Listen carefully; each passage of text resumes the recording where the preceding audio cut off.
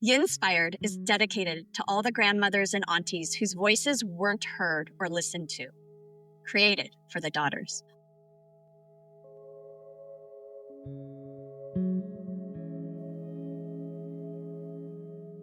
Yinspired was created to bring different perspectives to Chinese medicine and integrative medicine in the 21st century, to include students, a population you rarely hear from.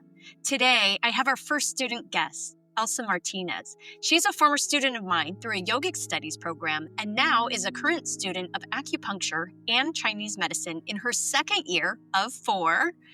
And I know you're in for a treat today because Elsa was already turning heads when I was her instructor. She has so much wisdom, so much perspective, and I hope you enjoy this insider's perspective and glimpse into what it's like to a 4-year master's degree program in acupuncture and Chinese herbal medicine while understanding the pitfalls of doing too much. Yes, burnout, and how to come out of burnout with new perspective and stronger community.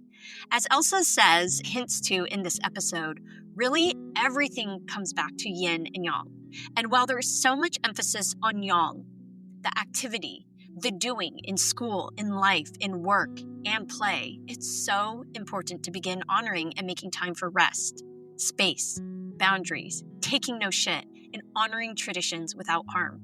So let's dive in to another episode inspired by Yin.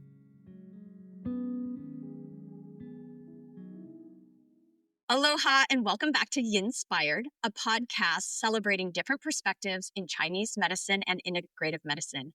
I'm your host, Dr. Haunani Chong Drake, a clinical doctor of acupuncture and Chinese medicine, a licensed acupuncturist in the United States, a cultural practitioner and steward, mama, dog mama, and a military spouse. I am very excited to introduce today's guest to you, Elsa Martinez. Thank you for being here, Elsa. It is so good to see you. Hello, it is so great to be here. I'm so excited about just getting to talk to you. I love having conversations with you. Just a little bit about myself. I am currently a student of acupuncture and Chinese medicine, traditional Chinese medicine. I am at an accredited university, and I am also slow riding my MBA in the background. That's a whole different story. And I am a serial entrepreneur. I have many different aspirations, and one of those people who has, what is it called? These are word for it, but I have multiple things that I like to do. And I kind of scaled down a lot being a student again. And so I'm really just focusing on 2 of my businesses, one of them being the wellness space. I've kind of geared all of my businesses around the wellness space because I think it's really important that we have wellness and health because I think it should be available for everyone. Yeah. Do you want to share your consulting company name while we're at it? Yes, my consulting company is Lineage Legacy Consulting, and I primarily work with the BIPOC and marginalized communities. I don't have a specific industry that I work with at this time, but that is kind of my goal. For me, it's really important for people who don't have a seat at the table, not to give them a seat at the table, but to create a table and spaces that are inclusive to them where they can thrive. Because I think just getting a seat at the table doesn't mean you're going to thrive there. You have to make those spaces and create them with each other. Beautiful. And as for my wellness company, that's kind of my baby now. That is Vibrant Legacy Wellness and Coaching. And I do a lot of services on the wellness side, very much rooted in cultural and really going back to tradition and bridging that gap between traditional culture and healing and modern life.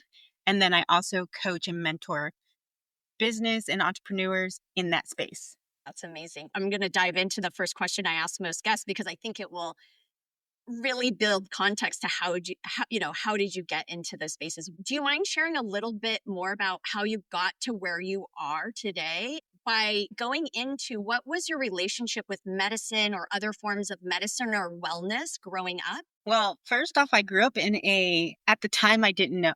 To be honest, it's kind of funny because even now I'm starting to realize that we didn't grow up in a very traditional house. Like things that were normal to me, I always thought were normal. Like, for example, saging is very trendy now, but I didn't know that people didn't sage and do cleansing rituals and things like that until I was in high school. I came home and I was shocked. I was like, Mom, people are just walking around not cleansing their energy. She was like, oh, no, people don't do that. So for us, it was very like my mom is Puerto Rican. And she's Puerto Rican, and her father is the first person off of the reservation. So, like the first generation fully off of the reservation. Like her grandmother came off of the reservation. She was part of that kids who got snatched off. And so it was really like her father wanted to reconnect with that because he didn't really have that. And so he just like put it in them. So, for me, it was really, we grew up really holistic medicine focused, which is so funny because I'm a military brat as well, but we like medicine is always the last resort in my house. And so along my journey, I also was just being in the military and you develop different things. And I got really sick and no one could figure out why. So I started doing alternative methods. And then in that process, I discovered Reiki. And then I loved Reiki so much. I became a Reiki practitioner. And after doing that for a few years, I loved it so much, became a Reiki master. Now I'm a Reiki teacher. So I also certify students to do Reiki. And then I started doing yoga for myself and for my brother because my brother was also in the military and he hurt his back in a way that he was barely able to walk. And one of the things that they did for him was they told him to go to yoga therapy. And that was so much more beneficial than anything else. He was like, I can walk. Like my brother was barely able to get out of bed and he very active. So it was just like driving him crazy. And when he started doing yoga therapy, he was like, you didn't tell me about yoga. So now my brother, he's like this big biker tattooed guy. And he's like, yeah, I got to go to yoga class. So that made me really want to get into yoga. And then that's how I met you, of course. Okay. I started studying yoga and then I became a yoga practitioner. And I started really thinking about how do I want to put all of this into one thing, one container, because I feel like this should all be available to everyone. And then now here I am doing all of these other things and I keep finding other things to add and discovering like I want all of this in one container for people to be able to come and just get what they need. Yeah, beautiful. I had no idea your brother was part of your journey into the yoga studies program. That is really powerful. Thank you for sharing that. So, when you say that your health, like no one could figure out what was going on, was that pretty young? Were you young or were you more of an adult when that happened? No, I was in my it was after my first deployment. I came back You and forgot to I was mention that in you were pain. active duty as well. I was active duty as well, yes. After my first deployment, I came back and I was in so much pain. And of course, the first thing that the military says, it's kind of a thing. They're like, you're just saying this because you don't want to work. I'm like, I'm literally on leave. So I don't know why you think I don't want to work, right? Like that's how it started. And then they started sending me to all these different doctors, to different specialists. And everyone kept telling me I was crazy. It was in my head. There's nothing wrong. We don't see any symptoms. And finally, they sent me to who I guess they thought they were sending me for mental health. And she was like, oh, no, you don't have a mental problem. Here, I want to give you this checklist. And we went down the checklist and she figured out what was wrong. And I'm okay with sharing what it was. I was diagnosed with fibromyalgia, which at that time I was in my 20s and it was fairly new. People didn't know about it. And she was like, I'm sure everyone told you it was all in your head. And I was like, yes. And then she's like, it's not all in your head. It's just a lot of people don't know about it. And she started doing some things with me. And I realized, like, I know it sounds counterproductive probably, but for me, movement keeps me from getting sick. Like, I need to stay active. I need to move. I need to do exercise, not necessarily intense exercise, but something about that keeps me from having flare ups. And so she started telling me, I know that it's new and I know people want to give you medicine, but she started doing alternative medications or solutions, I guess. And in that process, that led me again further down that road. And I was probably about 25, 26 at the time. So it's been a long time. Yeah, I mean, that's young to be one to have that much pain. I hear you and I'm so sorry. That's awful. I don't know if we've ever shared this together, but I have a very similar story in my 20s, full body pain. They can't figure out what it is. It's all in your head. I have that exact same story and it was the movement practices of yoga asana that was the first time I got relief. So, yeah, our background is so similar in that way.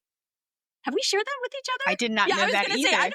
don't know. No, I don't think Well, so. it's a weird dynamic because like I can see my students have so much wisdom and have so much experience, and yet here I am supposed to be like in the seat of the teacher. I'm like, wait a minute, everyone in front of me is my teacher, and so how much I revealed in class was probably not as much because I was focusing on all of your stories. But yeah, I mean, so similar, so similar. So I hear what you mean, and I'm so glad that you found relief though, and it took you into this path, right? It ultimately It That did. excruciating, life-changing pain is what brought you into what is now bringing you so much vibrancy and aliveness into your life and your Yes, communities. that's how I initially got into yoga, and then later on when I started having flare-ups again, that's how I got into the Reiki. So the yoga came first. Wow, wow, beautiful.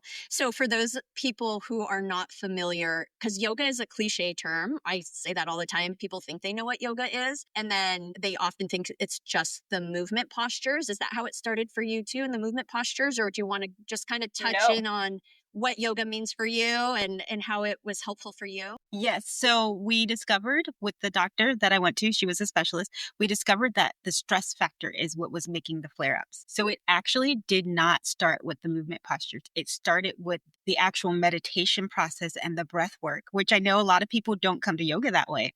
But that's what it started with. She was like, we need to get you to be calm first because I was so hyper vigilant when I came back. Like I just couldn't calm my nerves and my nervous system was always on 1,000. So once I started getting to that place where I could calm down and I could breathe, like she did a lot of breathing exercises. And so as that progressed, she was like, now we're going to move into movement. And then that's how I got into the movement process. So I did not come the tradition, what I would call the traditional way. I came definitely from the meditation and breath work first. Yeah, wonderful. And then for those who don't know what Reiki is, can you explain or share just a little bit how you describe Reiki to others? Yes, and I am on the I guess you would call it the most traditional path, which is like the original. Like there are other breakoffs afterward, but the original path comes from it's a Japanese practice. It's energetic healing or light touch. I tend not to do as much light touch just because a lot of times people come to me and they are in pain. So it's just like energetic healing, balancing people's energy. And it goes for me, I think it goes really well with yoga because you're still working with that system. You're working with the chakras, you're working with just balancing people's energy and kind of seeing what it is. And so I think when you do Reiki, the way I would describe it is you're the conduit. And I think that people automatically assume it's your energy. You're getting energy from what I would call source or however you want to say it, and you're kind of feeling where people feel off and where you feel maybe there is too much activity, not enough activity, and you're just kind of helping them balance out a little bit. And but it's not just that process. There's that process, but then there's also looking at what they're doing in their life, what their diets are like. So for me, when I do Reiki, I work with other practitioners in other areas because if I'm doing this, but you're not eating correctly, then you're not going to be okay. You're going to be okay for a while. So then I would then recommend you to somebody else who's in that area that I'm not an expert in because for me, it's about whole health. And so when you do the Reiki, that's just the beginning part. There are other things that you have to do to maintain your energy, maintain your balance, because we're all energetic beings, whether we realize it or not. And so everything we do is about the energy we put out and what we consume. One of the things that are similar between yoga, Reiki, acupuncture is that we're actually seeing a different paradigm of the body, which is that there's this subtle body or this energetic layer to the body, a resonance to the body that you might not be able to see in a dissection. Or I would say most people can't see that energetic body with their eyes. Some people can, but I just want to point that out that all of these systems do go beautifully together because they share that paradigm that there is an energetic component to the body. And a lot of these practices are not just working on the physical, but they're actually designed and created for that energetic aspect of ourselves. Would you agree with that? Absolutely. I think that's how I got into each of them because for me, that's the connection. When I'm in class, I notice things that people don't notice because I'm like, do you feel that? And they're like, feel what?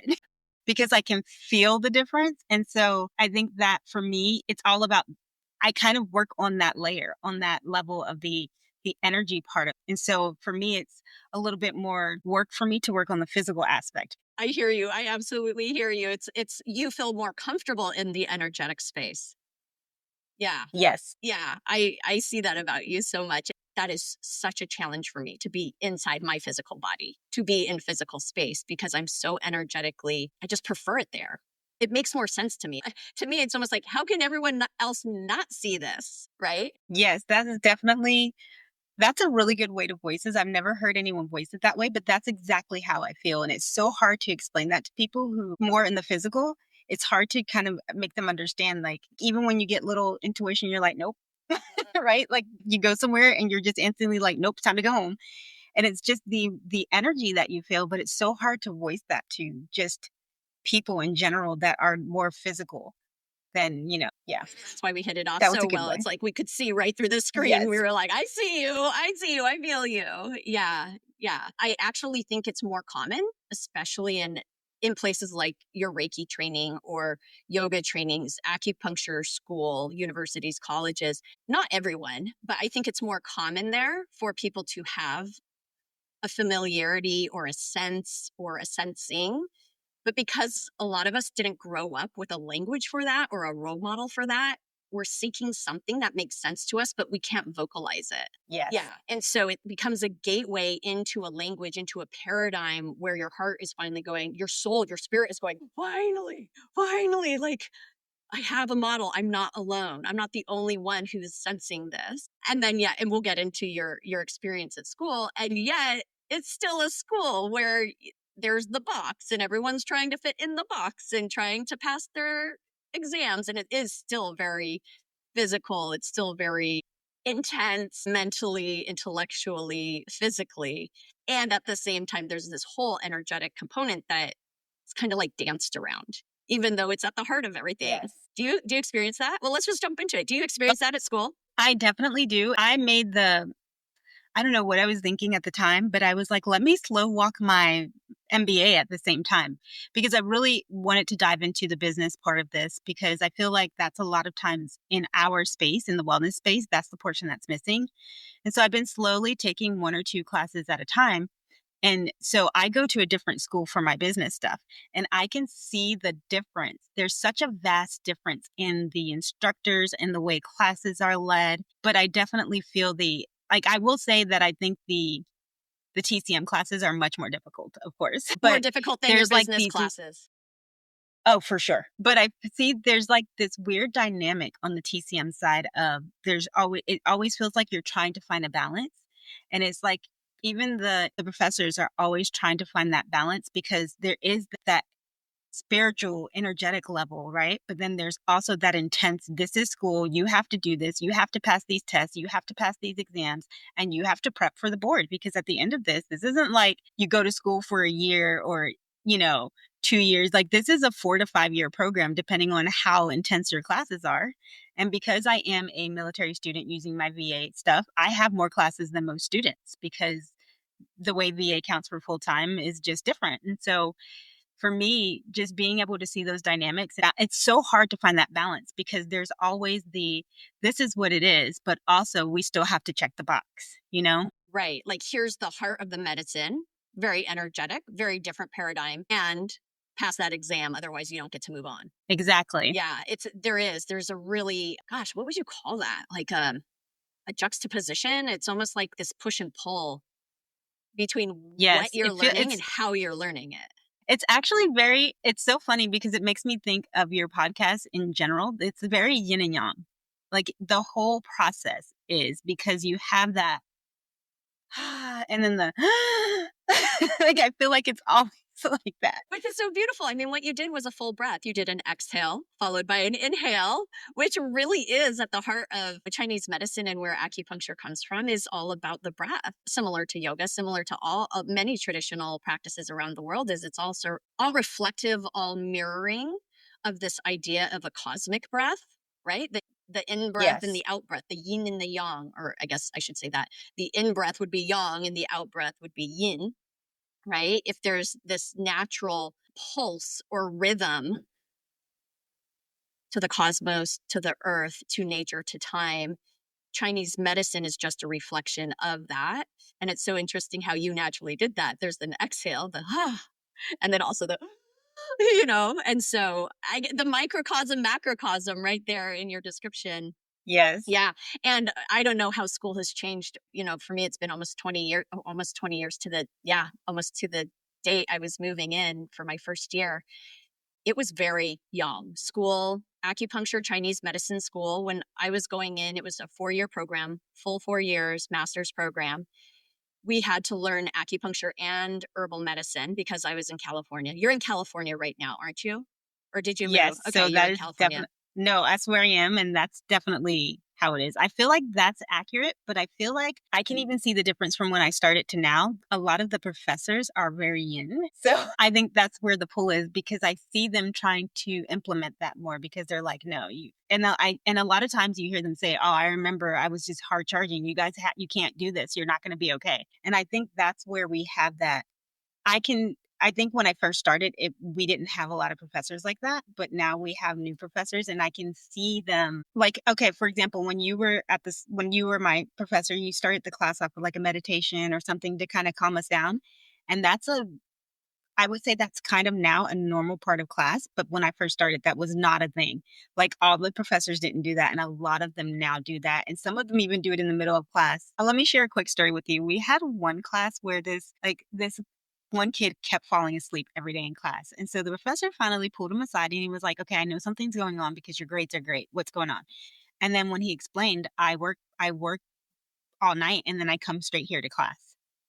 And he's like, oh, okay. So the professor started timing the breaks to when he saw that he was getting sleepy. And then he would time the breaks, let us have a break, and then come back in and do some type of like qigong or something like that to kind of get us back into the motion.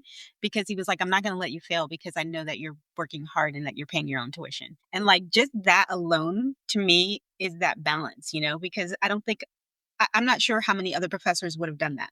How many other professors even would have pulled him aside and realized that this is not you falling asleep in class. There must be something going on. I got teary-eyed when you said that because that was not my experience at school either. So it warms That's my not my heart. normal Oh, experience okay, at okay. school I all the was going to time. say that warms my heart to think about how paradigm shifting that style of teaching is to any program, I but do, especially a medical program. I am seeing that a lot more in the professors that are newer. But this particular professor is actually someone who's been there a long time. And I won't share that person's name now, but when we get done, I'll share it with you because I'm sure they were there when you were there. Oh, But I have seen this, and I don't know if that's how this person always was or if they notice that they have to make a shift. But I am seeing that the newer professors are very much like that. They're like, let's take a break. What's the matter? Like before they assume that something, is just you, they're like, something must be going on with the student because they were getting A's and now they're getting C's. Let me check in. And then they I think inspires them to check in with other students when they realize that one particular student is having a problem. They're like, maybe this is a problem across the board and I don't know. yeah. No, that's so good to hear that there's this humanistic, like a real connection in school and a real human, not just all robots trying to get everyone through to pass their first years and second years, then eventually your boards, but that there's real human to human connection. I would say that I got in trouble a few times in school because I was too friendly, not friendly. I don't want to sound like a creeper. I wasn't a creeper, but like I saw my professors as adults as I was. And so I had a more casual conversational tone with them. And I got pulled in by administration or by professors a few times in the program being like, I'm the instructor. You need to treat me with that type of respect. And I was like, oh, I'm so sorry. I do have respect for you. Like you're the teacher. And I guess my tone seemed too casual, which is interesting to me because now I teach professionalism. But It's so, yeah, sorry, go ahead. I was just going to say, I mean, I would have loved to I did have teachers who had human connection like that. And it's what made the program really come alive because I thought I was going to school for more of that energetic and spiritual component of life that is brought into medicine. And when I got there, I was shocked at how not energetic and not spiritual a lot of the content was. And I think they were doing that because they knew we just had to pass medical boards, right? We had to pass boards, and that what you can't teach that, right? Like you can't put that on a board. That's a personal self-cultivating Yeah. practice. But I was constantly just kind of like, where is the heart of this? Where is the heart of this? Retrospectively, I can see they had to teach it a particular way so that we would pass the boards.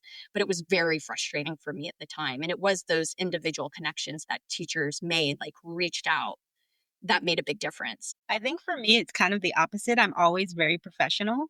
And sometimes I have a couple of professors that are like, chill out, take a breath. Like you don't have to be, you can be a little more chill. To be honest, for me, I think it was the opposite because I was expecting it to be less spiritual and less of the energetic side that I'm getting. So I'm really always happy when I get that. But I knew that it was going to be very intense. But I do see people coming into the program who are kind of unaware. Like there are two professors that I have that I love because they say this all the time, and I think it's something that we have to we have to reframe our mind. When people say medical school, they assume that you're just going to be a doctor, but medical school is anything related to medicine, in my opinion. And we have two professors that are always like, this is medical school, treat it like it. You're not going to be an MD, but you're going to medical school. This is a 4 or 5 year program. You need to come in here with your serious face on and ready to work. Because I think a lot of people just thought they were going to ride through and just go to class, meditate, do some yoga, poke some people with some needles and move on. And then they found out, oh my goodness, how many anatomy classes do I have to take? I have to do what? And it's like, I think that for me, seeing the people who completely dropped out or decided that they didn't want to go this route is because they didn't realize that this was an intense program. This program is intense. And I will share with you, like, even for myself, especially with having such a big goal of doing my MBA and this at the same time, even though I knew it was going to be intense, I pushed myself so hard that I experienced burnout. Like for 2 semesters, I felt burnt out. And I'm now taking a break from just the doctorate program, knocking out my business classes so that I can refocus in the fall and just do my doctorate classes and not have to worry about my business classes. And then when I go back in the fall, I'll just be doing that. And so I won't be pushing myself as hard. But I think that, like, I watch, for example, there's one person that I still don't know how he did it. He was doing nursing and this program at the same time, and he was blowing it away in both fields. But just knowing that, like, you have to come in serious and ready to work. But I think a lot of people are like, is it, even when people talk to me, they're like, isn't it just a 6-month program? I was like, 6 months isn't even half the program. Like, no, it's an intense program. But I think just the way we frame traditional practices in Western cultures, especially in the United States, we don't realize these are intense programs. People are learning real substance. They're learning really important deep work, but we frame it in this way of, oh, she's just doing a weekend course. She's just doing a couple of classes a semester, but really you're doing 5 to 8 classes a semester. Yeah. Yeah. I'm glad you bring that up because there is a disconnect. A lot of people, as acupuncture becomes more desired out in, just in our communities, people don't understand what it takes to become a licensed acupuncturist in the United States. I had someone the other day say, "Oh, did you just learn this in your family?" And that's how it was traditionally taught. If we, and then if you don't have medical boards in your country and there's areas you can learn this. Like I intend on teaching my kids, as they grow up and as they show interest, not that they'll be able to work on people, but it's a skill. And if there's interest, why not? It's family wisdom, share it. But in order to practice on other people's bodies, it is like we're held to such a high standard as a healthcare professional in the United States. And I don't think people realize that. So I'm really, really glad you brought it up. Yeah. Yeah, it's been a journey, but I think it's a journey that kind of helps you learn about yourself too. And I think that this program is unique, and I know some medical students and nursing students, and I feel like besides nursing, there's not really other actual medical programs that are set up the same, where you're constantly doing your clinicals while you're doing class. You're actually doing the practice while you're in class. So at the beginning, it's like you're being fed with a water hose, like a fire hose. You're getting all this information and you don't even know if you're doing it right, because from day one, you're already starting to do practice, like on other students and on yourself. And you're not even sure you know what just happened in class yesterday. Yeah. So I know they really do throw you in, like, in the deep end. They're like, you start, good, start, just like boom. mhm. But to be clear, maybe things have changed. You're not needling other people right away. No, Right. no, Okay. no. I just want to be clear. So other people are like, oh my gosh, you can't trust an acupuncturist because they're just willy nilly throwing needles. No, no, no, No, no, no. no.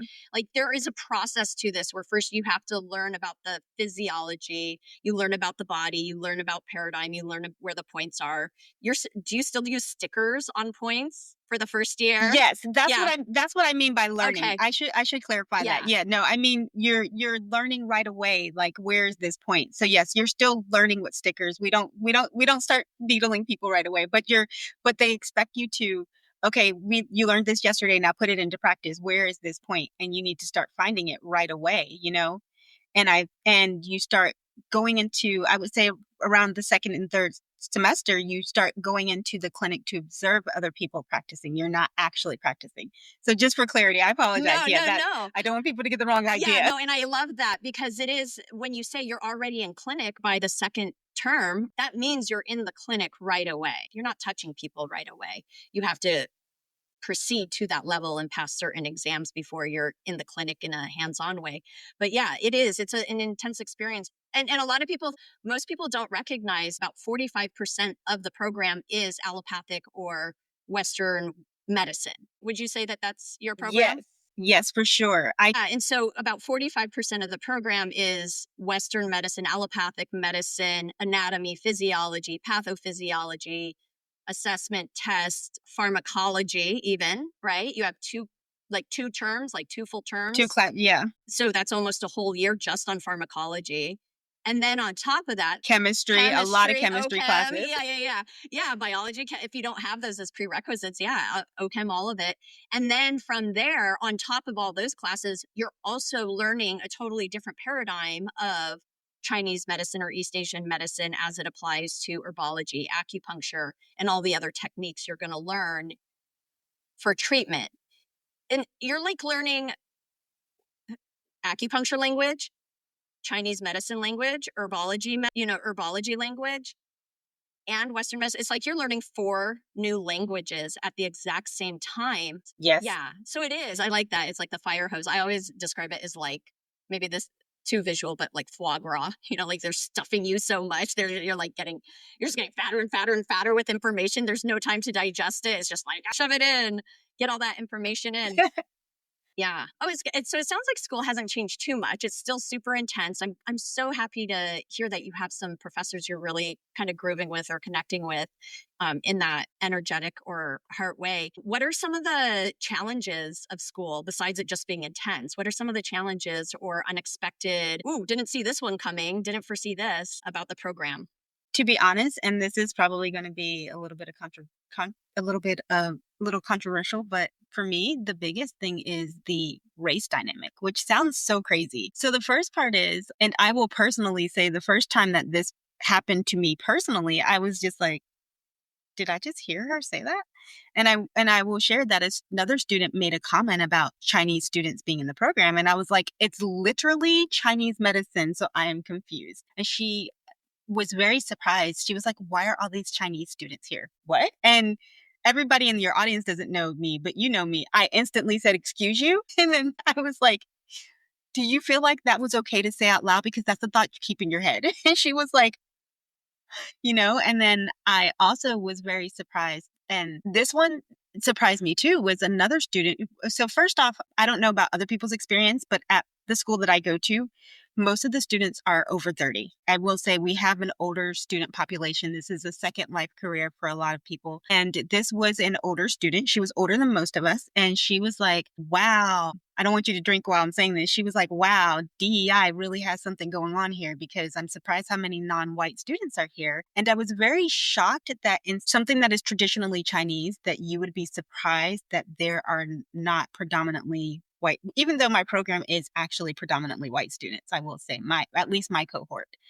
And it's just shocking seeing those race relations, but I think it's extra shocking seeing how the Asian students are treated, especially because a lot of these Asian students that are not American come over here with the knowledge. A lot of them were practicing where they were, and then they come over here and they have to start over because they need the credentials. I want to share a small story with you. With one of my classmates, he was actually practicing in his country, and he came over and he was like, it's kind of hard for me to come over here and have to start over. He was like, but if I want to do this, and this is where we are now, this is where me and my spouse are, I have to do this. And one of the professors told him, don't speak in class because you know too much information, and I don't want the students to think you know more than I do, even though he technically did actually know more than the professor did. And he was like, that wasn't my intention.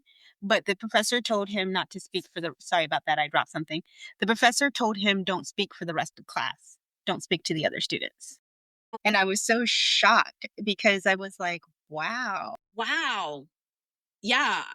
I'm just to take that in for a bit. I'm kind of speechless, but I have so many emotions arising right now. It's like rage and more rage and frustration. There are a lot of Asian students who are moving to the United States and they have to start all over again. So, like, put yourself in their shoes. You're a medical doctor or you're some type of professional in this country and you move to another country and they don't just accept your credentials. You have to start all over again. That is a very, very humbling process. It is true dedication. And then also to be like shushed or hushed, that's really And it hard to wasn't hear. even like he wasn't even what happened was people were asking questions and the professor just refused to answer the question. And so he just made a comment about the question, and people were like, oh. And the other part is this particular person was also a teacher before this. So the way that he answered the question, everybody was just like, oh, why didn't you just say it that way? You know, because he's an educator. So he wasn't even answering the question. He basically restated the question that the student had, and that helped the student answer it, but it provided so much clarity. And so then people kind of started asking him questions. And then he was trying to say no. He was like, no, no, no, no, no, just pay attention, you know. But it was like there was this ego push. And that was the first, I would say that's the only time I've ever seen that. But just knowing how many students have all these credentials, like I'm always surprised because I'm like, you did this for how many years? And then you had to come and start over. And it's so shocking to me because a lot of the other students, and mainly the students, treat them a certain way. Like, they're very upset. They're like, oh, they excel at this. I'm like, of course they excel at this. They've been doing this for years. Like, this is just them getting their credentials. They're only here because they have to be here, you know? Right. But I think that's probably the most shocking. It's just, and I see that it is predominantly toward the Asian students. And it's just so shocking to me. Yeah. Well, a part of me is verklempt or kind of tongue tied because I didn't have words for it at the time. But now going through school and looking back and also in the advocacy policy realm of the profession, it still pisses me off. I'm just going to straight up piss me off when I hear people try to take the Asianness out of the medicine. Like as someone who has been steeped in cultural practices my whole life, the first thing you learn is respect. Like if you can't respect it, then what are you even, you can't be here. Like my hula teacher specifically in the Hawaiian tradition, like if you can't respect it, you don't get to be there, period. Right. And so to hear that is just like, in some ways, I understand the instructor is trying to keep it a very broad learning experience for everyone, but that's a hard one to swallow for me. That is a very hard one to swallow for me. How does, when you're in class, I know you're very vocal. I love that about you. You don't let things slide. Like me, I grew up where you make nice, don't say anything, people please. I love that about you, that even in classes, you'd be like, Professor Drake, did you and I'm like, no, I didn't. Thank you for saying that. So how do you take that? What do you do in class when you see these situations? How are you bringing awareness I to don't it? really Or how does that set for you? I don't see it in the clinic as much. I see a lot of times, I've only had one bad experience in the clinic where a woman came in and she was like, oh, she can't touch me. And it was kind of this weird dynamic because the supervisor was kind of confused because the clinic supervisor was like, what's going on? But one of the other students was like, and he was in his senior year. He understood what was happening and he and I were the only two. And he was like, afterward, he was like, just come out. And then he went out too because they also didn't want him to. He was Puerto Rican, and as you know, I'm part Puerto Rican. So he was talking to me in Spanish, and he was like, "Are you okay?" And I'm like, "I'm fine." And he was like, "Are you sure you're okay?" I'm like, "I'm fine." It was like, "Come on, this is not the first time something like this has happened." He was like, "Yeah, but no one stood up for you." And I was like, "No, you stood up for me." And I was like, "And that's what I needed." But I feel like in the clinic, we have more of that. Like I did have a clinic supervisor that was like, "This is a learning clinic. They're just watching. I want you to be comfortable, but you can't not have someone in here because of what they look like." She was like, we're not going to do that. She was like, if you don't want everyone in here, that's fine. But you can't have someone in here based off of what they look like. So none of the students will be in here and I will just treat you myself. Right. Because and I think like in the clinic, we have a lot of that. In classes, it's not the professors as much, but when it's students, I tend to tone it down. At the beginning, I would just call people out, but then I was like, let me tone it down a little bit. Can we make nice? And so now I'll kind of, unless it's just blatantly out there, I kind of pull people aside and I'm like, what you said earlier was not okay, right? And then I kind of explain to it and I kind of have that mom tone all the time.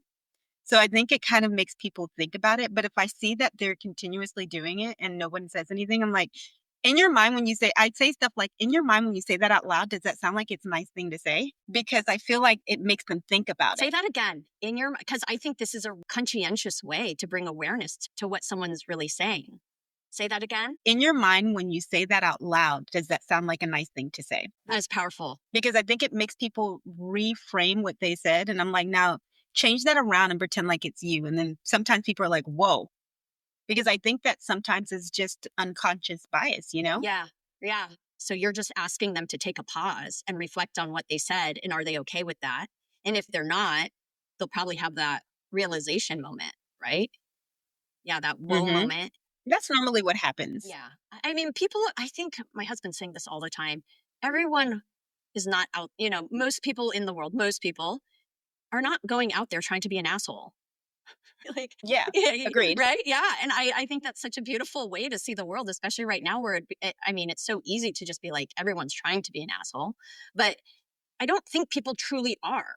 It's like we just all have very different perspectives. We have very different backgrounds. And what was role modeled to us is what comes out of us. Right. And Yes. so I have another friend, hopefully I can get her on the podcast. She'll say, first time, an accident, like we're not held accountable for it. But second time, now it's on you, like, Yes, yeah. agreed. Yeah. So that's so awesome that you're such a powerhouse.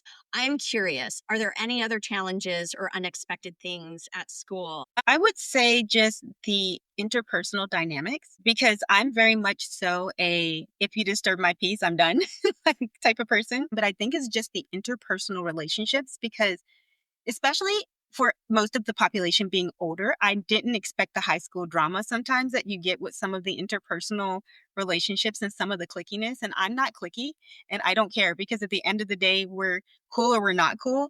And at the end of the day, I still got to go home and pay my bills. So, What you're saying is your boundaries are clear. That's what boundaries are. Yes, very. Yeah. And I mean, for someone who is still working on boundaries and definitely didn't have them when I was going through school, like that is refreshing, right? If someone else has boundaries and you don't, it feels a little off putting at first because you're like, ooh, something feels off. But once you realize that person has clear boundaries, that's a form of self care, right? Like what you are able to do is like, I'm here for you until a certain point, and then I walk away. That is very clear, healthy boundaries to help you preserve your own energy and your own sanity, right? You can't function. You're not going to be able to survive. And I think that's a big thing that I've noticed is the boundaries. People don't always have healthy boundaries. And it's so surprising to me that I think that's another thing that's surprising is that people don't have those boundaries coming into this. But then I also have to remember that everyone doesn't have the same background, right?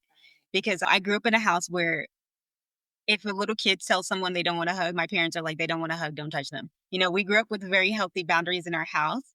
And then just by nature of me being in the military and all the things that I have done in life, I just have very healthy boundaries. So it's sometimes, of course, we all, have a little bit of, let someone cross their boundaries and then say, you know what, I should have done that. But, I think in general, when you have healthy boundaries and you are interacting with people on a regular basis who maybe don't have as healthy boundaries or as good boundaries or are still in that people pleasing and kind of working through it, they perceive boundaries as you being mean. And I think that's biggest surprise. Yeah. Especially when you say it's more of an adult population, right? Mm-hmm. Yeah. But a good place, school is a wonderful place to do a lot of self growth. Have you noticed that there's a lot of self growth, a lot of deep reflection happening in the process of going through school? Yes, I would say not even the first year. The first year, yes, but I would say this year alone, I've seen I don't even feel like I am the same person I was a month ago, 2 months ago, because I feel like I've grown so much, especially during this break, like me taking this break. I feel like I've grown more in this break as a person, just focusing on me and focusing on what I need to do so that when I go back to school, I don't burn out again. I don't put myself in situations where I'm not okay or where one little thing is going to break me, because I do feel like I was just at that point. I feel like I've grown so much, but as a result, I can also see the people in my life have grown, because you're forced to grow when people around you grow. You don't realize it. Like even in my child, Like, she's a teenager. She's a senior next year. She's a senior, but she's very young. She's 14 and she's about to be a senior in high school. And so, because she is ahead of herself, she pushes herself hard. And I noticed that that was something that I had to do, because if she sees me pushing myself, she pushes herself harder. And so I started forcing myself to take breaks, and she goes to an online STEM school. And so I started forcing myself to take breaks when I was doing non-school, because outside of school, I was still just working, working, working. And she was doing the same thing. And she just hit me with the one day, because I was like, you need to take a break. And she said, why? You don't? And I was like, wow, wow. And so that's what made me realize, girl, you better get it together, because all she's doing is watching. Those little sponges around us, our little teachers Yeah, I'm all around sitting us. here. Whoa. Breathe that in Yeah. to everyone else who's listening. I mean, that's Yinspired, right? Inspired by the yin is a process. I'd like to say that I remember to take all the breaks too and have my practices all figured out. I don't. I'm going through it as I invite others into the space, because I need the reminders. I'm in the practice because I need the practice. We are role modeling all the time in those little sponges. I don't think you shared that earlier, but you are a mom. I can't believe she's already in high school. I remember She started taking AP classes when she was 12. So she's like, I'm done. She already has colleges picked out that she wants to go to. She started doing research. I don't know who kids she is, because she's smarter than me. Sometimes I'm like trying to math and she's like, that's not right. That's awesome. That's awesome. Congratulations. So not only are Thank you're getting your MBA while you're also in a master's or the doctoral program for Chinese medicine and acupuncture, you're a full-time mom. Like, there are and you have all your consulting and coaching businesses. You are living 5 lives at one time. I don't know astrology, but this is where I think all the astrology people are going to be like, what's her sign? What's her sign? You don't have to share it if you don't want, but it sounds like you have so much going on, and burnout sounds completely realistic in many ways to hear all the things going on at once. So how has this burnout period, you said it's been the best thing for you. What are you going to take away from it? How are you walking away from this period different? So let's go back to one little quick thing. It's funny because people never ask me what my astrology is. They ask me what my human design is. And I'm a manifesting generator. I'm a 2 and a 4. But for me, what I took away from this, like the first week after the end of the last semester, all I did was like rest. I do have this one practice that I do. The first day or two after each term, all I do is nothing. I purposely do nothing. I don't go anywhere. I just binge watch all of the stuff that I couldn't binge watch during the term. I don't read a book. I don't do anything. I just mind dump, right? Like, I do nothing. But I started realizing that that was something that I probably need to do at least once a month. And so in that process, I started implementing that, and I have a morning routine, and I realized that my morning routine was just way too much. It was me doing too much work without doing too much self work. And so I kind of changed my morning routine to like where I work out, do some yoga, do some meditation, do journaling. I don't do any real work before 9 unless I have a class. When you say real work, you mean like either for your coaching clients, school work? Is that what you mean? Or school. Yeah, or school. So you take the whole morning for yourself. Yes. Ooh, I like that. And you're able to do that And then with your school schedule? Because some classes start at like 7 a.m. Some classes, well, on those days that I do that, I just kind of have a modified schedule of what I do. Like, one of the things that I do every morning is meditate and journal no matter what. That is something that I realize I have to do. And then also I have an evening routine. My daughter and I do yoga every night before bed. We just do a nighttime routine. And then we do something. I implemented this way back when I was active duty, because I was in the DC area, but I lived outside of DC, but I was stationed in DC, and I had to get up like 1 to 2 hours before work, even though it wasn't even that far, just to get to work on time. And we had what I called early bed Wednesday, where we just go to bed early on Wednesday night because it's the middle of the week and it kind of recharges you.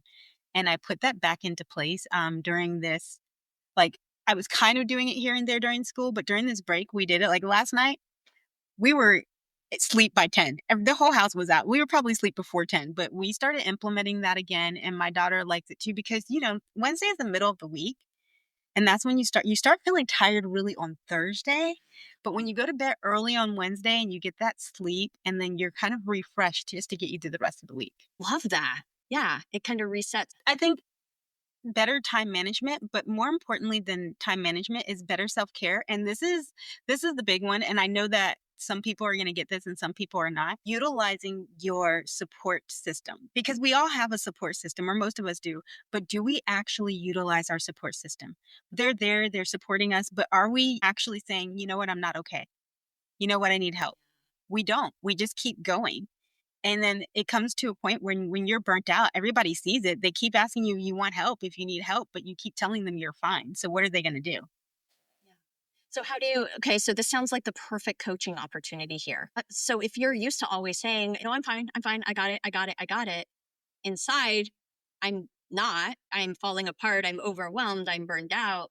How do you make that first step to actually get someone else's attention in a way that doesn't make me feel like a failure? Because that's what's going on, is like, if I reach out, I wasn't able to do it on my own. This, the country we live in, at least the waters I swim in, it's like independence. You can do it.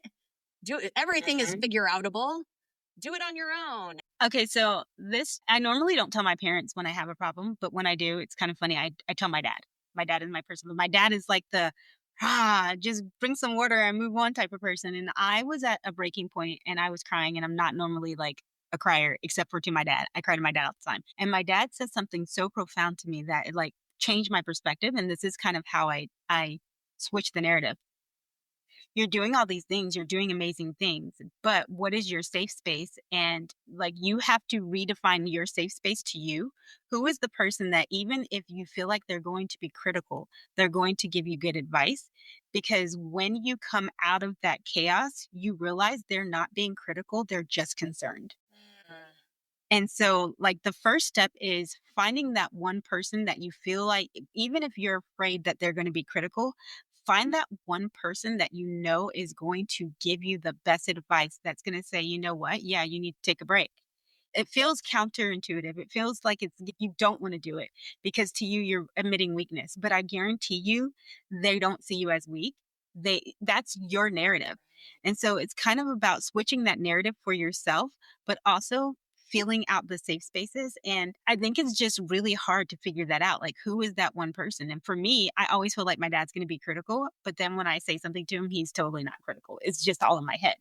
And I think remembering that your narrative is not necessarily the true narrative, and being able to recognize when you are going down the deep end. Like, we always automatically assume the worst. So I think honestly, it's just taking the first step and just being okay with saying, if this person is critical of me, it just is at this point. Because if you continue down this path and continue down this like push, all you're going to do is burn out. And then eventually you're not going to be able to just get back up because you burnt yourself out to ashes. Yeah, it's almost like not only a personal shift, but being okay to go against the grain of culture or how I was raised or the waters I swim in. When I say swim against it, everyone in my life is doing the hustle and idolizing that. For me to stop and say, I'm going to pull myself out of that is the first step, to be like, wait a minute, I don't think this is where I'm supposed to be. Maybe there's a different way of looking at that. And then reaching out to someone who I trust. I need you to give me honest advice here. Something that I did too when I was first really experiencing burnout is I found this group of women that we are all like in the hustle process, and we actually just created our own space. Like, I'm very much so that if it's not there, make it. If you want something and you can't find it, create it. And so that's your manifesting generator. Yes. And we meet once a month. Once a month we meet. We all are in different industries, but most of us are entrepreneurs. We meet once a month, and all we do is lift each other up. We don't allow negative talk. And if someone has negative talk, we're like, now reframe it.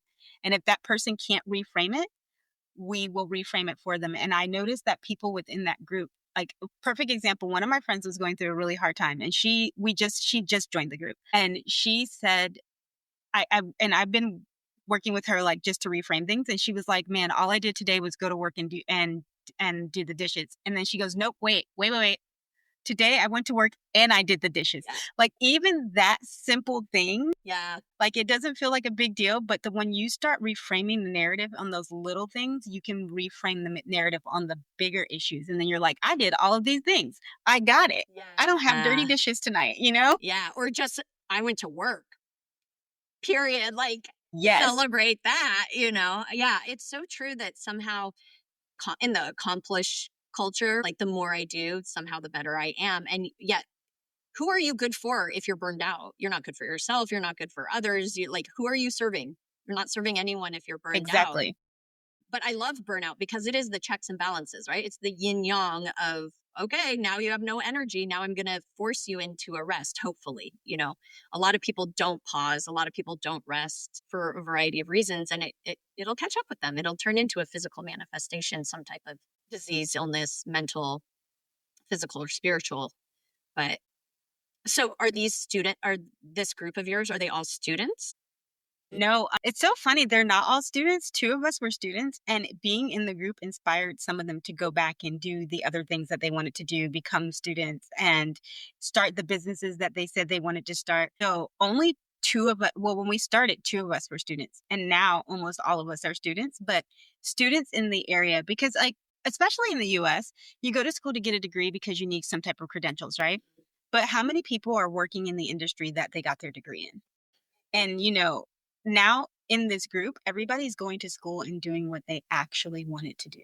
They're like, man, I wish I would have done this sooner. But I, I also encourage just everybody listening, don't say, I wish I would have done this sooner, because everything that you do leads up to this moment and you can take from those experiences. Like, even for me, I always say, man, I did all this other stuff that's not relevant.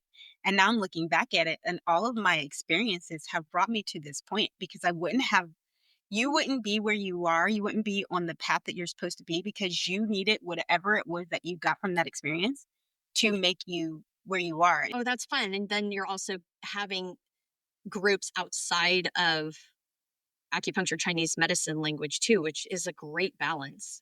It's so easy to get Yeah. sucked in, and everything is just about school and studying. So you have that balance. I know you also have your daughter at home, but you have these other community members outside to bring those other perspectives in. And also you have a group of people who cheer you on, because a lot of times, like, and I talk about this a lot, especially on social media, people cheer you not to cheer you. People follow you, watch you, not necessarily to lift you up, but we are genuinely happy for each other when someone does something. We're like, yes, you did it, Yeah. And I think that's also really important for burnout. It doesn't seem like it, because like the little things. So for us, like, it's like, okay, for example, this one particular person, she was just going, how sometimes one thing after the other happens, she just kind of had that moment, and she was like, what next? And we were like, no, ma'am, that's not what you're going to say. You're like, I made it through that. I did it. Yay. So what are we going to celebrate? So like right now, she and I are currently every day, we're celebrating. What did you do today? Like, get out of that mindset, because I think that's also something that you don't understand about, like, most people, not you, most people don't understand about burnout, is also you have to reframe your mindset of when you're going through that healing process. And I will tell you what was the most inspirational for me to, like, during this burnout. And it's just, sometimes things come to you. And I would say probably week 2, week 3 of me taking the break, something came across my feed. It's not someone that I follow, anything. And it was one of the most inspirational things ever. She was like, all the things that happened during me taking my 6-month break from my PhD because I was in burnout. And she lists all of the amazing things that changed her life. She was like, I got married, I started a family, all of this happened. I became a model, I did this. And she did all these amazing things, but they didn't all happen in that 6 months. But during that 6 months, her growth during that 6 months made all of these things happen. And she still went back after 6 months and finished her PhD. And it was just like that thought process of that break allowed her to do what she needed to do for herself to reset. Because even now, I would say the semester ended April. So now we're in July. And I feel like I don't feel tired. I feel tired sometimes, but it's a different type of tired. It's not exhaust. And I'm able to say to myself, you know what, take a break. Before I was so like, I can't take a break. I can't do it. And I feel like the growth within me of knowing it's okay to take a break, my whole mindset has shifted. It sounds so crazy, but my whole mindset has shifted from this process. Love this. Like everything. No, that's incredible that the break gives you, that's the yin part of the yang. The break is the yin, right? To step away, reflect, digest all that stuff they were feeding you. And you're going to digest that and have more clarity. So when you step back into your program, you get to approach it in a new way too. Yeah.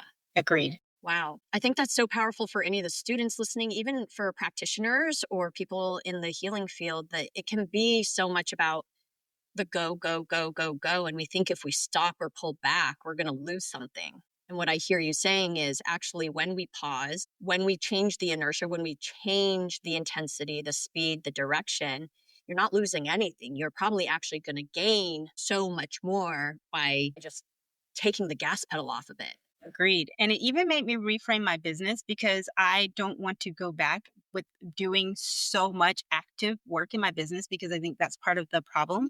And so I literally took that whole first month to reframe all of my business structure, like all of them across the board, so that I am able to step back some and give the reins to some other people and allow that to happen and be active in my business without being the only active part of my business, you know? Ooh, say that again, because a lot of acupuncturists need to hear this. Just not acupuncture, people running their own clinics and spaces. To be active in my business without being the only active person in my business, like the only active part. And I think the biggest part about being an entrepreneur is putting in that passive part, which is the hard part, is that we don't focus on the passive part, but the passive part is just as important, if not more important, because it allows you to do the active part. It allows you to take those breaks.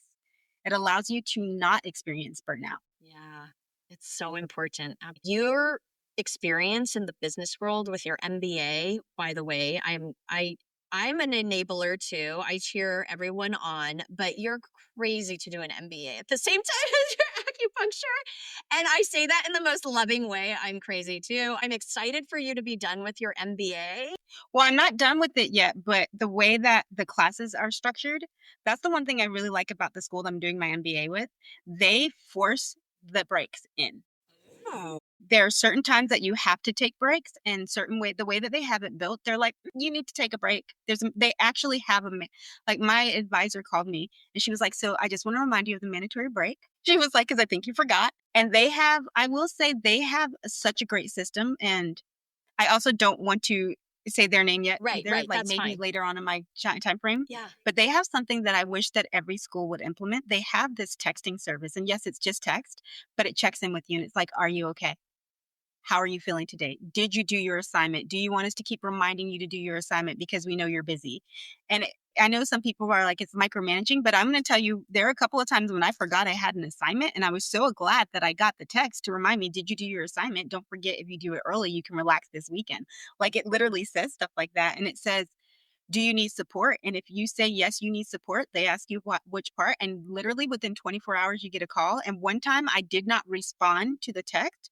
My advisor called and goes, hey, I'm just checking on you because you didn't respond to your text saying, are you okay? And I wish that all schools would do something like that because it's such a great, like, my advisor calls me at least once a month just to check on me for no reason other than to check on me.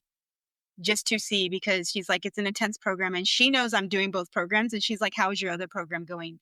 Is there anything we can do on our end to support your other program?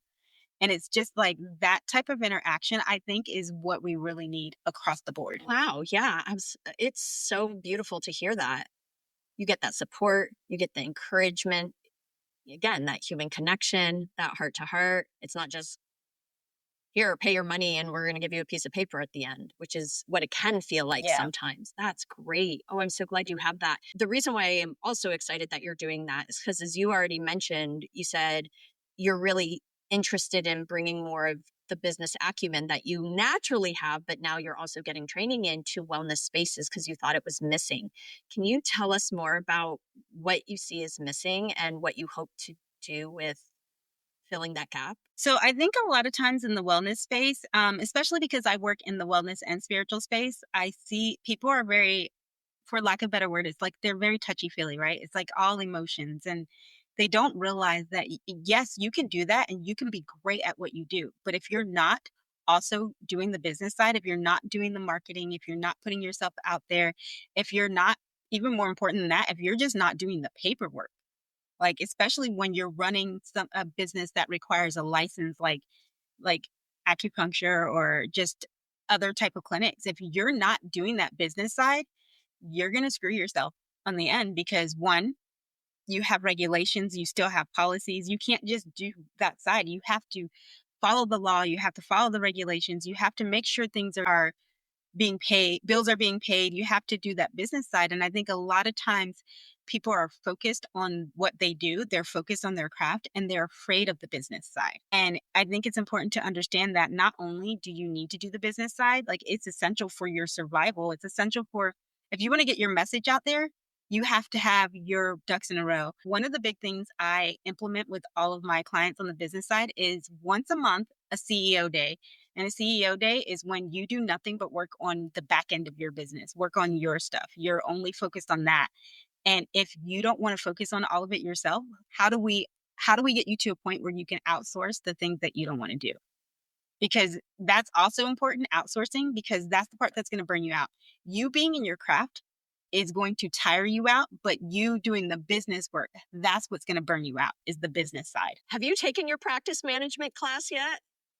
Probably not. Not in the Not program. not yet. Oh my gosh. You are going to be, I But already see it. I will say I took one from you though. I learned so much from your business class. Did you? I actually used that whole thing.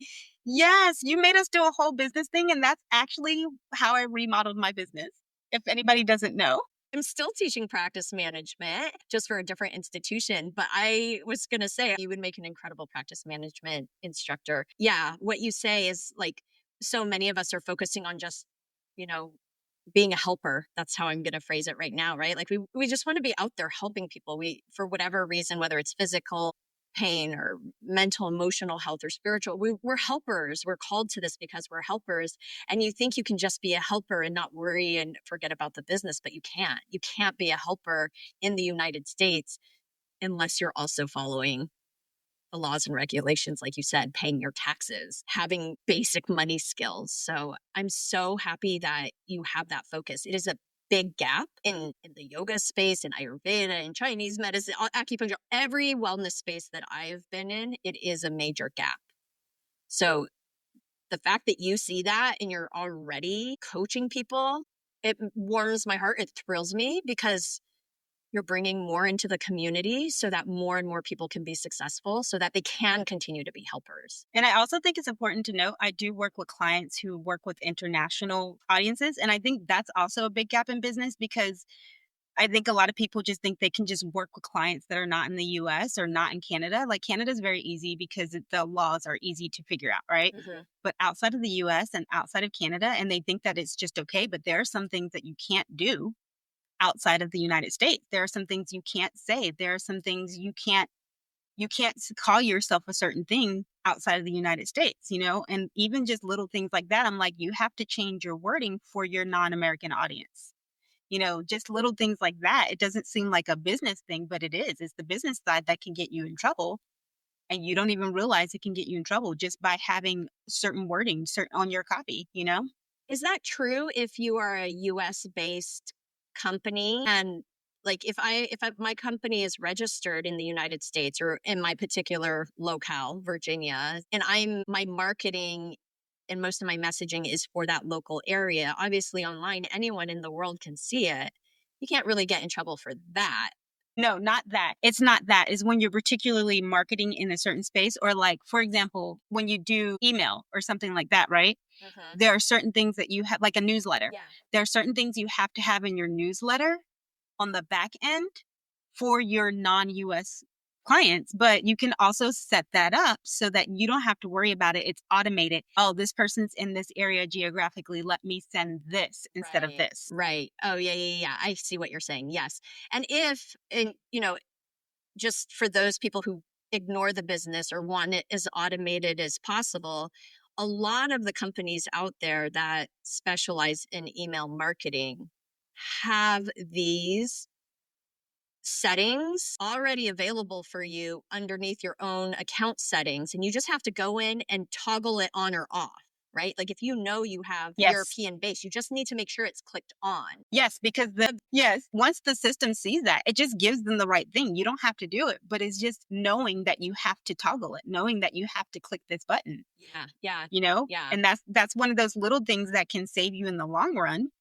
That takes 30 seconds, but you don't know because you're not focused on the business side. Yeah, it's so true. And there are a lot of those little things that can come back and bite you in the butt on the business side of running your own practice if you don't. I'm also curious, are you still taking clients? Yes, I am. Coaching clients? I like to work with like marginalized communities or communities that we don't normally work with. I like to work with people who are very much into traditional and cultural practices and kind of returning to that original space, or people who are returning to their own culture or learning about another culture and teaching it from that space of like, this is what it's rooted in. We don't want the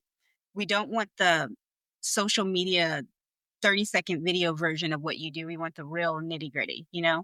And I do work with a lot of BIPOC, marginalized community, LGBTQ. I do work with veterans, especially veterans that are transitioning, because I've noticed that a lot of veterans end up transitioning to the wellness space because of just their experiences. And they now want to move into a space of healing. It's beautiful. I'm so glad that there's that support. And they can reach out to you. You're still taking clients, yes or no? I am still taking clients. I do have a couple of classes coming up. Like I have a 4-part workshop that I'm doing for just entrepreneurs. So I do have on my wellness side, my wellness is my baby. That's my main focus. That's my main company. I do my consulting too, but my wellness is my baby. And for that, I have a 4-part workshop coming up for just entrepreneurs that are trying to do the business end and kind of balance things out. And then in October, I have a symposium for practitioners and entrepreneurs and for just people who are trying to be in that wellness space. And we're just going to have a 6-day symposium. It's going to be all virtual. It's the first one. We're going to start doing it every year. And the theme this year across the board for wellness for me is wellness without borders, because I think that we need to focus on wellness and how we do things. So that's the 2025 theme, wellness without borders. And everything that I do is about talking about wellness from different aspects and different cultures and getting people to talk about their cultural wellness and like not just this is what we do now. I'm talking about things that are passed down in generations, like little things like when your mom's like, drink this, I made this and it'll make your cough go away. Like things like that. We kind of push it to the back, but those are important, Yeah. So what I hear you saying is not just the clickbait wellness or this like not wellness that has been colonized. That's what's coming out, to be honest. That's the word I was thinking of earlier, but I was trying not to say it. Not colonized wellness in terms of for capitalism and profit and make you feel bad wellness, but wellness that comes from heart, that comes from a place of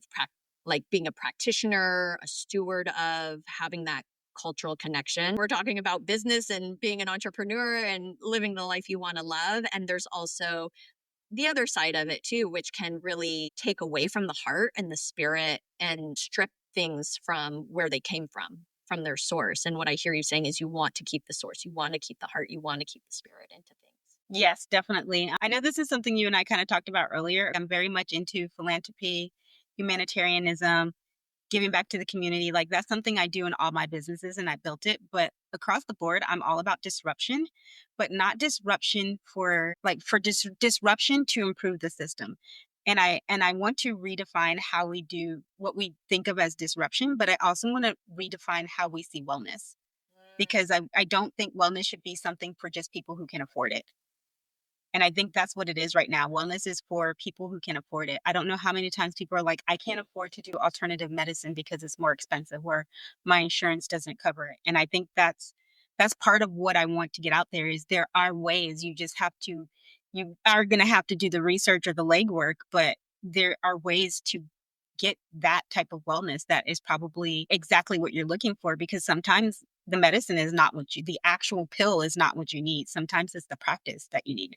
Yeah, so bringing more access to people. You said something right before that wellness without borders.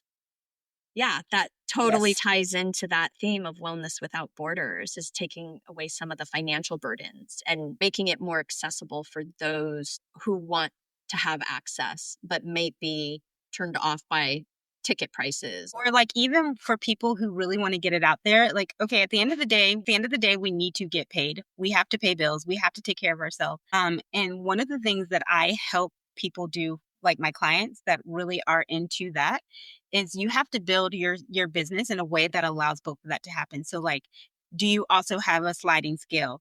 Do you also have means for people who don't have means? Do you have scholarships? Do you have people who, like, in my wellness business, I actually do work on a sliding scale as well for people who can't pay the full price. And I have other means like, okay, what can we do to make this accessible to you? Because sometimes it's not about the money. Sometimes it is, this person needs my help and I need to figure out how to help them get there. But I'm trying not to get teary-eyed right now, but I know that this goes back to so many conversations we've had in the past, right? It's not only for a certain group of people, right? Health and wellness Yes. is not only for a certain group of people who already have a lot. There are so many communities who have cultural practices and right now that are being shared in the wellness space. A lot of the practices being shared in the wellness space, like on TikTok or Instagram, that are trendy right now and are great clickbait, are actually coming from cultural practices, from communities, from cultures who have specifically been told not to practice those things in order to fit in. To be honest, that's a big reason why I did this, because okay, this goes back to what I said earlier about you just not knowing that these weren't normal practices, these weren't normal things. So I am what I like to call Black presenting. Like when people look at me, they just see a Black woman. But when you go into my parents' house, people are always like, I'm so confused. I'm like, oh yeah, my mom is Puerto Rican and also her father is in Seneca, which is upstate New York. There's a reservation up there. And they're like, because when you walk into my parents' house, you see three very distinctive cultures. My parents are very much into culture and teaching us that. So you see the Black culture, you see the Puerto Rican culture, you see the Seneca culture, and you see it in what we do and the practices that we do, especially because my mom's father made it such a thing to go back.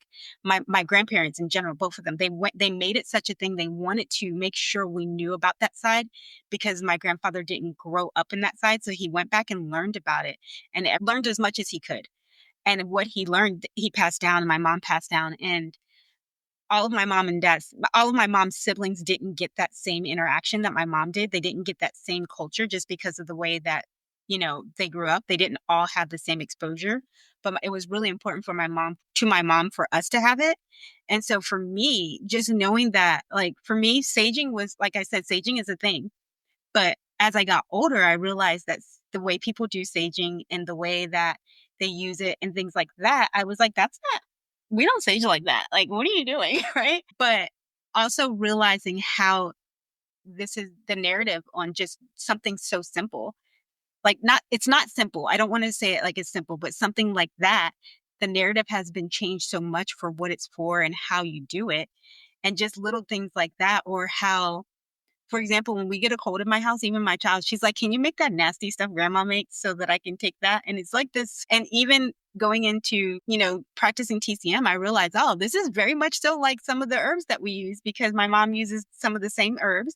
But it's just making those connections and realizing that these things have been changed. The narrative around these practices, these rituals, this culture has been changed into something else. And now everybody's like, look what I discovered. And you're like, but did you though? you know? Mm-hmm. And it's just making sure that we honor where it originally came from, because all of the practices that we do, like in my house, are not from my culture, but I want to make sure that we honor the culture that it came from. Yeah. I call that stewardship, cultural stewardship, right? You don't own it. No one owns this stuff. I'm Asian. Yes. I learned after I started school, Chinese medicine school, that my grandfather, no, my great grandfather on my Chinese side was a Chinese medicine practitioner. And I know in some circles in Chinese medicine, that gives me more street cred. But let's be honest, I never met the guy. He doesn't, I mean, ancestrally, he knows I exist. But to me, I didn't grow up in a very Chinese medicine focused house. Well, I didn't think I did. I actually did, but I didn't know. I just thought I thought everyone had these things in their family's medicine cabinet, but only come to find out once you're out of the house and you're looking in your friend's medicine cabinets, you're like, wait, what? But yeah, similar story of I'm Asian. Some people have asked the way that you had an experience where someone was like, don't touch me. I don't want you practicing. I have a reverse. I've had people come to me and tell me, I'm coming to you because you're Asian, which to me is very weird. I don't know what to do with that. I don't know what to do with it. And what I was going to say is just because I'm Asian doesn't mean I'm a better practitioner. And in some circles in Chinese medicine and in the United States, I'd be completely like hung for saying this. Of course, like hold on to that Chinese culture. Yeah, absolutely. But it doesn't make me a better practitioner just because I'm Asian, right? But that's the perception, because that's what media has told us.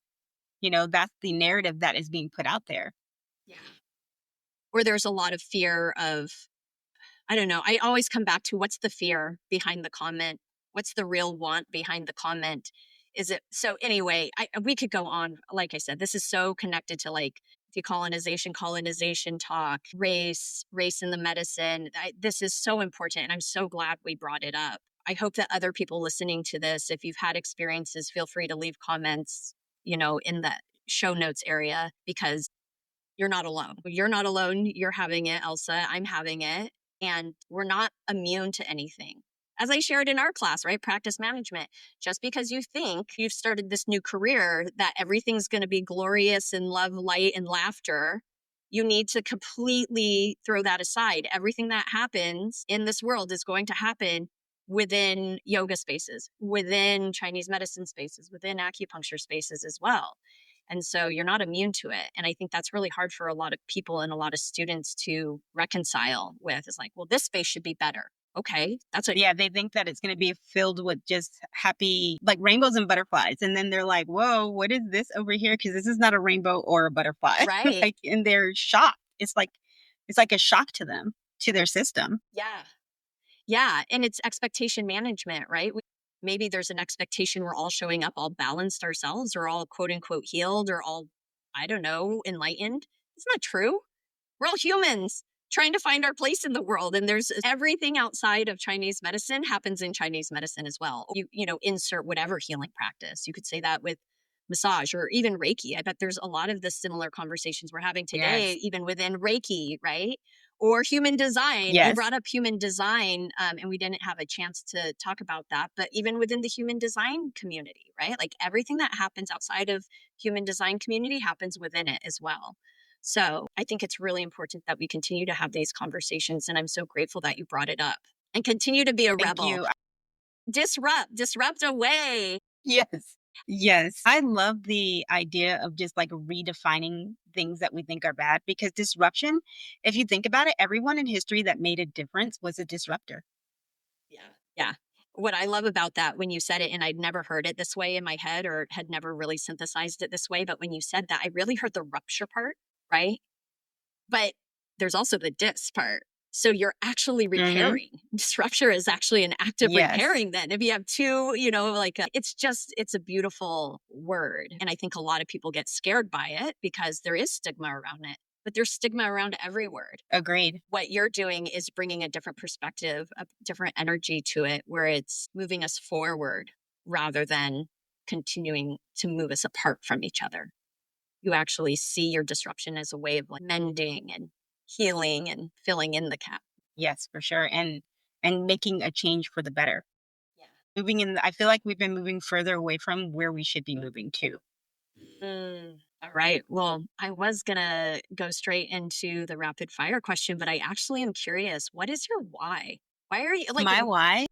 You have such a diverse background culturally, school-wise, business-wise. What's your why? Where is all of this going for you? Okay, it's going to sound really cliche, a little bit cliche, but it's so in time with what's happening now.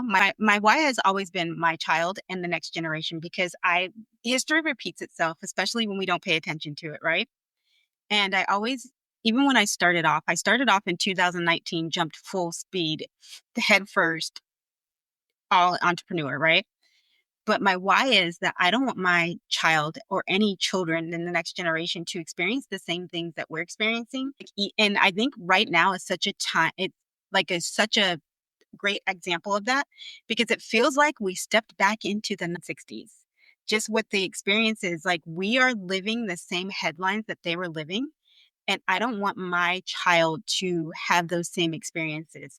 I don't want her to go to work and work in a corporate space where she's coming home saying that something happened at work, which are the same things that my parents were saying that happened at work, which were the same things that their parents were saying. So for me, my why is like the next generation, we have to actually make a foundational change in how we do everything so that the next generation doesn't have to repeat our history.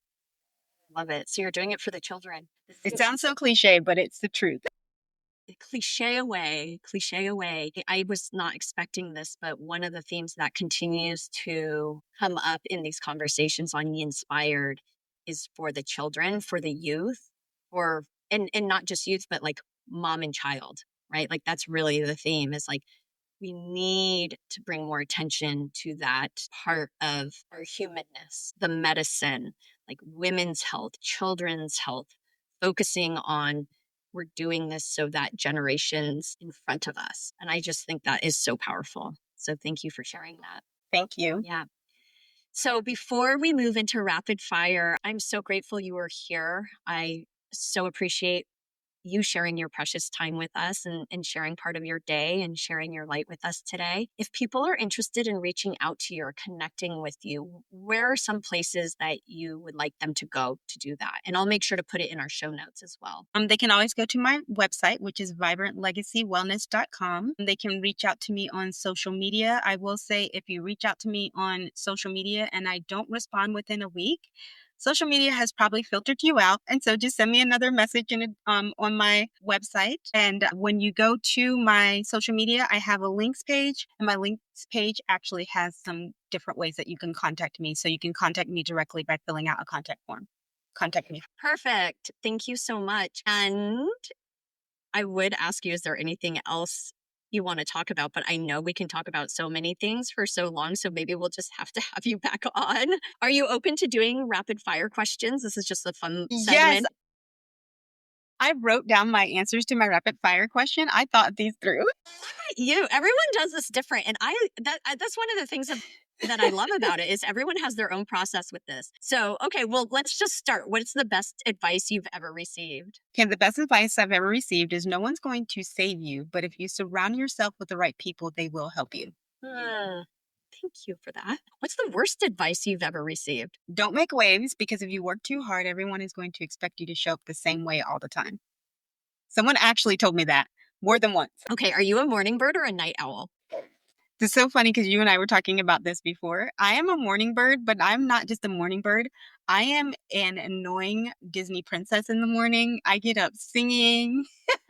It's like not even light outside yet. I'm singing, I'm making coffee, I'm cleaning, and everyone is just glaring at me. Like my whole family and my mom and dad are morning people, but even when we go visit, they're like, why is she singing? Why is she so happy? Like you just expect the little birds to come in with the cake and like they're like, what? That's exactly what I visualized when you said the Disney version. I saw the birds like flying in with their ribbons ready to dress you. And yeah, that's so funny. What's your favorite food treat? Okay, so, and I'm not lying, everything. I just like food. This is part of why I keep myself healthy and work out because I love food. I'm like, ooh, let's taste it. Where does this come from? And I am a cultural foodie, I guess, whatever you want to call it. I'm like, ooh, where's this come from? Let's try it. So I just love food and I love experience because I feel like food is like one of those cultural things you learn so much about people by tasting their food. What's your favorite tea or beverage? Chai tea. Ooh, do you make your own? I have tried. It has not been successful yet. I am still learning. It's not great. I got a little cooking lesson from, I have a family in India that I'm very close with. And for years was bombing and their helper showed me. So after this, I'll tell you the little secrets that I learned. Yes, please. Because now I can recreate it. It took me years, like literally 10 years of just bombing it. I was like, it doesn't taste the same. So I'll share that with you. Okay. Thank you. Do you have a book that changed your life or mindset? I know you probably have millions, but one. I actually have two. Okay, perfect. Two. I want to share both of them if that's okay. So the first one is 1984. And I wrote down why. So 1984 by George Orwell. First off, let's talk about how George Orwell has some view into the future, because in that story, if you actually look at it, it is talking about right now. Yeah. It is 1980. We are in 1984. And for those of you who don't know the book, it's a very old book. And in the book, 1984 isn't actually 1984 because no one knows what year it is. 1984 really changed I read that, I would say, in the 5th grade, and it changed my life because the way you just have to read it for yourself. I know exactly what you mean. Book, I know exactly what you mean. Yeah. And the other book is, it's a very old, it's even older. Well, maybe not older. It's called Black Like Me by John Howard Griffin. And a lot of people don't know about John Howard Griffin. He was a reporter back in the day, and he would immerse himself in whatever he was exploring. He was a white gentleman, and he actually made himself black, like took something to make his skin black and everything. And his perspective in the book made me realize that sometimes it really is your situation, because in the book, he talks about how he started not liking, because you have to keep in mind of the date and time. This book was way back in the 1950s, 1960s. And he literally changed his skin black. He took something to make his skin black, and he lived as a black man. And he did this book. And he said that he started seeing white people differently because of how he was treated. And it changed his perspective of just the world, because he was like, people make decisions based off of how their experience. And he was like, if you think that Black people are just being this way because of whatever, he was like, no, I literally wanted to punch people in their face. And he has many interviews talking about this book later on. And I would just suggest everybody read it, because it changes your perspective of how experience shapes who you are. Oh, for sure. We'll make sure we have this in the show notes for sure. That sounds really powerful. I have not read it. Okay. Thank you for sharing 2 books. I love that. I'm such a reader, so I write down everyone's book, and I have big Amazon cart. All right. Okay, finish the sentence. Be the type of person who makes a difference in the world and helps others. I don't want to just sit down and be quiet. I realize that you have to make noise on some level, because being disruptive in the right way is the only way to change actually happens. What would you do if you weren't doing the current work you're doing today? Okay. So, and honestly, I thought about this over and over and over again. And the only answer that I came up with is, I don't know, but I know that it would be helping people, because that's, no matter where I was in the past, in every career, I always ended up helping people or starting an initiative at my job that helped people. So even when I wasn't in a helping capacity, I started programs at wherever I was that helped people. So I enjoy helping people. And I realized that is why we're here. We're here to help each other, and just, it's not just about us. We so focus on being an individual, but it's about the whole, Yeah. Okay. And then the big one, what is your one wish for healthcare? That it was a bit more fair and accessible, because our approach right now, especially in Western culture, is extremely biased, and it is based on whether or not you can afford treatment, how much money you have, who you are, who you know. And I think that it's just, and I know people are going to probably give me pushback for this, but I just think that currently it is an unfair system. You're not the only one. You're not the only one who sees it that way. Thank you for being honest. Thank you for sharing from your heart. I'm so grateful you were able to carve out some time for us. What a gift. Thank you. Thank you. If you enjoyed this episode, please subscribe and share it with someone who would appreciate it. Your support helps create positive ripples in our communities. Do you want to continue this conversation? Do you have questions for the guest? Or do you want to explore more? Please visit us at substack.com. Look for Yinspired, Yinspired, to subscribe for free. You'll receive every new episode, plus access to transcripts, show notes, resources, and the opportunity to join the discussion. From my heart to yours, create a day you love. This podcast is for entertainment, education, and inspirational purposes only. Nothing in this podcast is diagnostic or direct medical advice and does not establish a practitioner-patient relationship. Seek care from a highly trained medical provider for your healthcare concerns.